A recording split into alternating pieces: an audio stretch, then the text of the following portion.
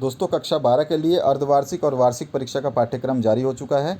आपका हिंदी कोर में जो अर्धवार्षिक यानी कि नवंबर दिसंबर जो परीक्षा होगी उसमें क्या क्या पढ़ना है यहाँ पे लिखा हुआ है। देखिए नवंबर दिसंबर, यहाँ पे मार्च अप्रैल। तो मार्च अप्रैल में ये पढ़ने हैं और नवंबर दिसंबर में ये पढ़ने हैं। इस तरह से कॉलम बना के दिया है कि लेफ्ट वाला जो है नवंबर दिसंबर का है, राइट वाला आपका मार्च अप्रैल का है। तो ये पूरा सिलेबस जो है आप देख सकते हैं यहाँ पे 13 चैप्टर 13 पार्ट है। 13 भाग जो हैं ये आपको नवंबर दिसंबर के लिए पढ़ने हैं और ये वाले 13 भाग जो हैं आपको आपके मार्च अप्रैल एग्ज़ाम के लिए पढ़ने होंगे। ठीक है, ये चीज़ आपको ध्यान रखनी है।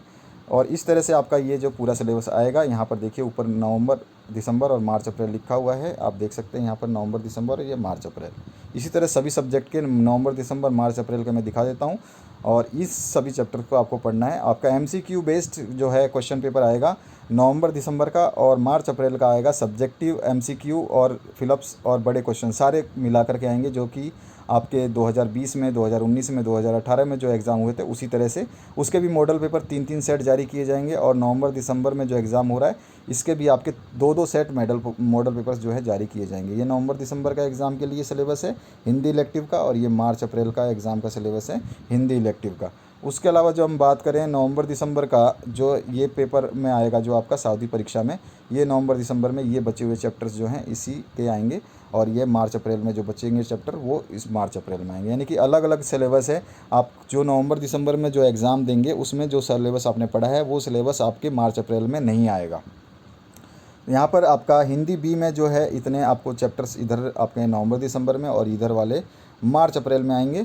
इसी तरह से अगर हम देखें आपका जो है अंग्रेजी कोर, तो अंग्रेजी कोर यानी कि इंग्लिश कोर में नवंबर दिसंबर के लिए आपको ये चीज़ें पढ़नी है।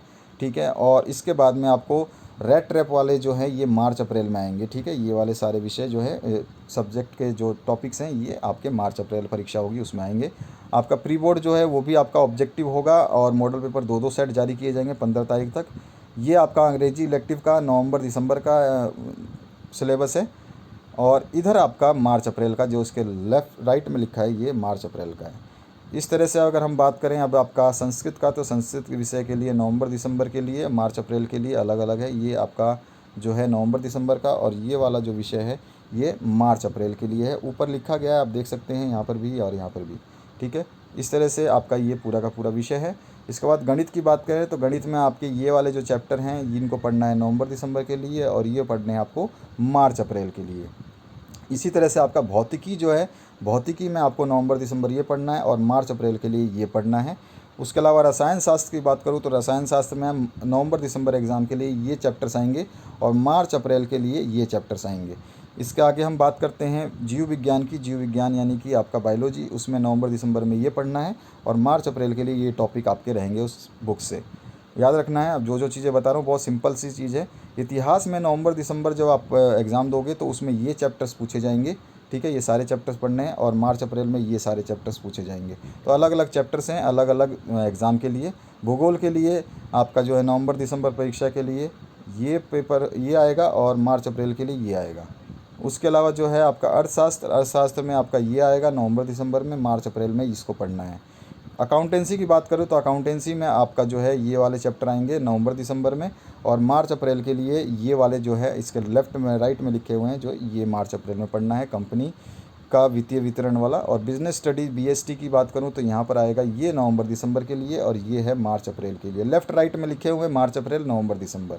बीएसटी की और जो पार्ट बात करें तो ये आ गया आपका नवंबर दिसंबर का टॉपिक है जो आपके बुक से आएगा, और ये मार्च अप्रैल के लिए जो है टॉपिक वो आपके बुक से आएगा। बीएमटी बिजनेस मैथमेटिक्स, बीएसटी नहीं बिजनेस मैथमेटिक्स। और ईटीपी जो आपका लास्ट सब्जेक्ट बचता है उसमें नवंबर दिसंबर के लिए आपके ये सिलेबस रहेगा और मार्च अप्रैल के लिए आपका ये सिलेबस रहेगा।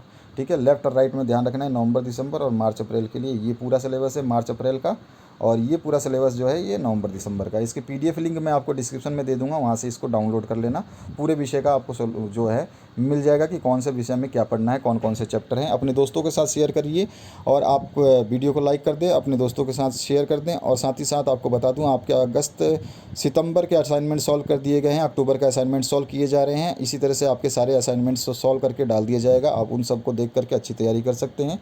और जो जो आपके असाइनमेंट सॉल्व किए जा रहे हैं उनमें से बहुत सारे क्वेश्चंस आपको बोर्ड एग्ज़ाम में फाइनल एग्ज़ाम में और नवंबर दिसंबर एग्ज़ाम में भी देखने को मिलेगा। ऐसा नहीं है कि नवंबर दिसंबर में अगर कम आता है तो फाइनल एग्ज़ाम में बहुत सारे क्वेश्चंस आएंगे।